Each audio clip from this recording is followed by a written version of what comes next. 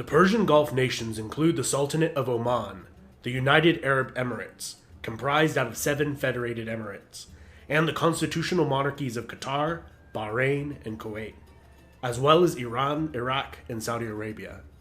Historically, the Gulf world has been set apart from the civilizations centered in the interior of Persia, Mesopotamia, and Arabia by the physical barriers of mountain ranges, inhospitable deserts, and marshes to the north. For many centuries, the people living on the shores of the Gulf have had closer relations with one another than those living in the interior.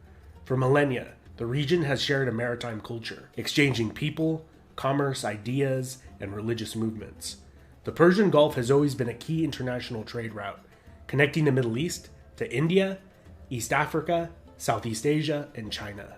Although the empires of the Iranian Plateau, Mesopotamia, and Arabia have included much of this region within the borders of their various empires, the cities and villages of this region, accustomed to the freedom of the sea, always prove difficult to tax because of their geographical isolation and mobile nature of their economies. Although lacking most natural resources, the Gulf region contained one of the most plentiful habitats for pearls on the planet, and the fishermen of this region became shrewd merchants and expert sailors. In 1521, a Portuguese force entered the Gulf and seized Bharain, which had been a center of the lucrative pearl industry. The Portuguese would continue capturing strategically located coastal cities and build a series of fortresses along the Gulf, eventually controlling the lion's share of all seaborne trade from the west to India. This near monopoly on Gulf trade would take its first blow when the Safavid Persian Empire conquered Bahrain from the Portuguese. Over the next 20 years, the Persians assailed the Portuguese strongholds, and in 1622, Hormuz was taken by a joint British and Persian force. Soon after, the remaining Portuguese strongholds were overtaken by the sultanates of Muscat and Oman. The straits were opened up to the Dutch, Spanish, English, Indian, and even Portuguese merchants, and the region enjoyed a prosperous and relatively peaceful era for a short time. The Persian Afsharid dynasty would seize Muscat and take control of the Straits of Hormuz.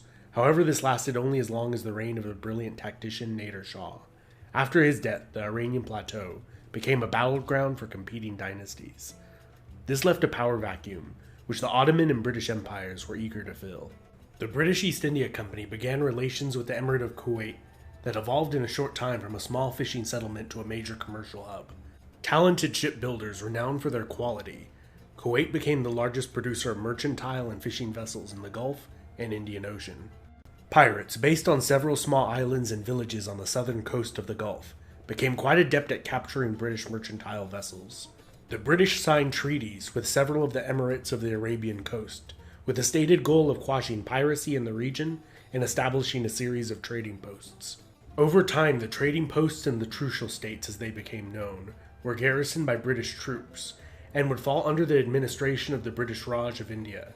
The rupee became the common currency of the region, and Indian merchants became a pivotal player in the pearl industry of the Gulf. A few years earlier, in 1783, Bahrain was seized by Ahmed ibn Muhammad ibn Khalifa from the Persian Zand dynasty, when they were occupied by their civil strife with the ascendant Qajar dynasty. Bahrain is still ruled by his descendants.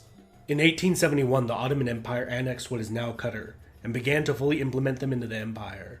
However, as previous empires had found, this region was difficult to tax, and after a series of rebellions, was granted the status of a near-autonomous vassal state.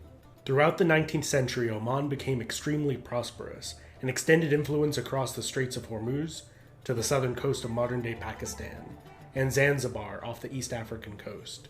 However, as the 19th century ended, and the 20th began, they fell increasingly under British influence. Bahrain would follow a similar path, and through a series of treaties from the mid through late 19th century, was obliged to become a British protectorate, in exchange for protection from the Ottoman Empire and the Persians.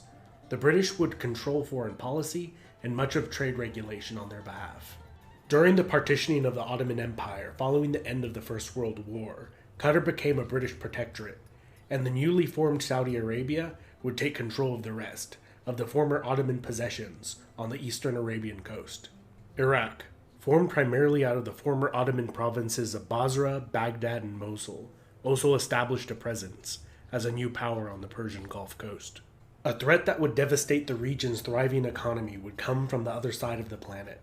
The invention of cultured pearls first invented in Japan in the early 20th century, began to produce large quantities of foreign pearls, sending the value of the only major commercial natural commodity in the region to fall into a downward spiral.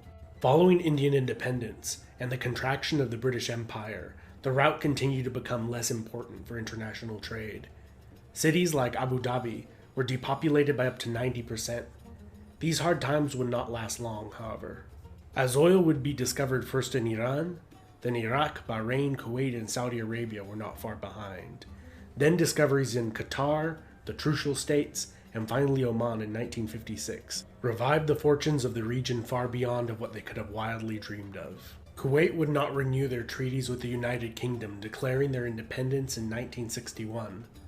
In 1971, in a rapid series of diplomatic agreements, Bahrain, Qatar, and then the Trucial States, which now became the United Arab Emirates, declared independence. Qatar and Bahrain declined to join the 7 Emirates, which comprised the United Arab Emirates, which for a short while sought to form a larger state with them.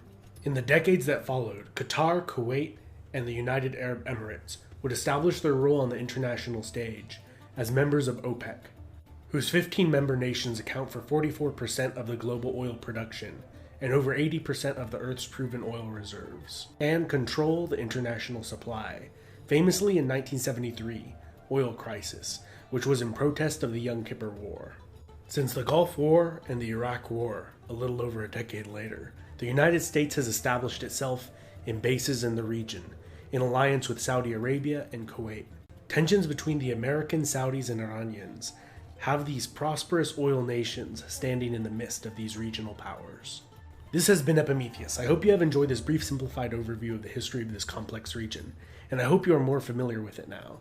The idea for this video was suggested to me by one of my patrons over on Patreon. I don't always do those, but I found this subject to be very interesting and wanted to learn more about it and share it with you guys.